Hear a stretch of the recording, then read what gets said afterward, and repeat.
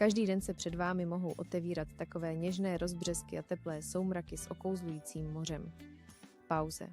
Zde máme útulný vnitřní dvůr, kam je příjemné vyjít ráno s šálkem kávy nebo strávit večer na čerstvém vzduchu. Vcházíme dovnitř. Prostorná hala. Odtud se snadno dostanete do hlavních místností nebo na první patro. Dispozice je promyšlená, pohodlná pro každodenní život.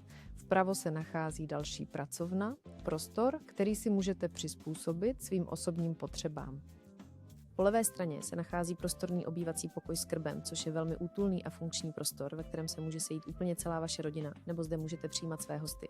Najdete zde opravdu mnoho místa pro relaxaci a odpočinek, je tu velká jídelní zóna a také velmi pohodlný přístup přímo do kuchyně. Pokoj je světlý, teplý a dokonale se hodí pro pohodlný každodenní život. Prostorná kuchyně otevřeného typu, pauz funkční, pauz pohodlná, pauz ideálně začleněná do celkového prostoru obývacího pokoje. Jak sami vidíte, pauz je zde velmi dobré přirozené osvětlení. Pracovní plocha je z kvalitních dlaždic, pauz a to jak na zástěně, tak i na samotné pracovní desce, pauz což zajišťuje dlouhou životnost a velmi snadnou údržbu. Je zde instalován pohodlný dvojitý dřez a plynová varná deska. V přízemí se nachází pohodlná toaleta pro hosty, praktické řešení pro rodinu i hosty. Je zde vše, co je zapotřebí. Interiér je proveden ve světlé dlažbě, což činí prostor čistým, úhledným a snadným na údržbu. Na druhé patro se dostaneme po širokém a pohodlném schodišti, které je obloženo keramickou dlažbou. Praktické řešení, které vydrží dlouhá léta. Prostor je krásně prosvětlen díky oknu, které je umístěno v zatáčce, což celkově vytváří dojem vzdušnosti a příjemné lehkosti. Nahoře se pak otevírá další plnohodnotná obytná zóna domu s přímým vstupem do jedné opravdu prostorné místnosti.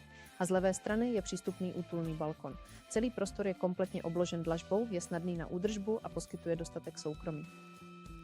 Zde můžete umístit květiny nebo kompaktní odpočinkovou zónu. Z tohoto balkonu se naskýtá klidný výhled na soukromý zadní dvůr, zelenou tichou zónu, kterou si můžete zařídit přesně podle svého vkusu. Například si udělat zahradu, herní prostor nebo místo k odpočinku. Je tu také takový pohodlný východ přímo na dvůr, což přidává na praktičnosti v každodenním životě. Prostorná ložnice s výstupem na balkon, světlá, útulná, ideálně vhodná pro pohodlný život. Jsou zde nádherná velká okna, zajišťují dostatek přirozeného světla a zároveň poskytují dostatečně prostornou plochu místnosti. Hned vedle se nachází velká koupelna v klasickém stylu. Zde je vana s hydromasáží, samostatný sprchový kout, umyvadlo se širokou deskou a okno pro přirozené osvětlení a ventilaci. Místnost je obložena světlými dlaždicemi, působí úhledně a poskytuje plný komfort pro každodenní užívání. Ze ložnice je přímý vstup na prostorný balkon, velmi příjemný doplněk. Před vámi je jeden z hlavních plusů tohoto domu, otevřený panoramatický prostor, který v sobě spojuje jak výhled na moře, tak i malebné hory Kalábrie. Ale nejlépe si ho prohlédnete naživo. Jen si představte, každý večer se tu odehrává představení s neopakovatelnými západy slunce. A poslední patro. Tady jsou schody na půdu, ještě jeden balkon vedoucí do vnitřního dvora. Vy už jste tam všechno viděli. A pokračujeme dál. Takže na tomto patře po levé ruce se nám naskýtá pohled na prostornou koupelnu. Je v krásné světlé modré barvě. A obklady jsou samozřejmě od Versace.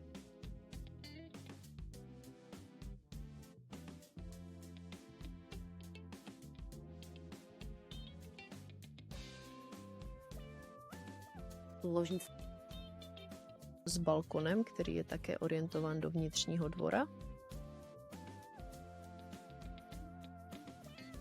Takhle vypadá ten dvůr, co je kolem domu. Je tu ještě taková místnost, kterou majitelé domu používali jako šatnu, ale je to plnohodnotná samostatná ložnice a ještě taková ložnice v růžových barvách, koupelna. Je velmi užitečná a velmi prostorná.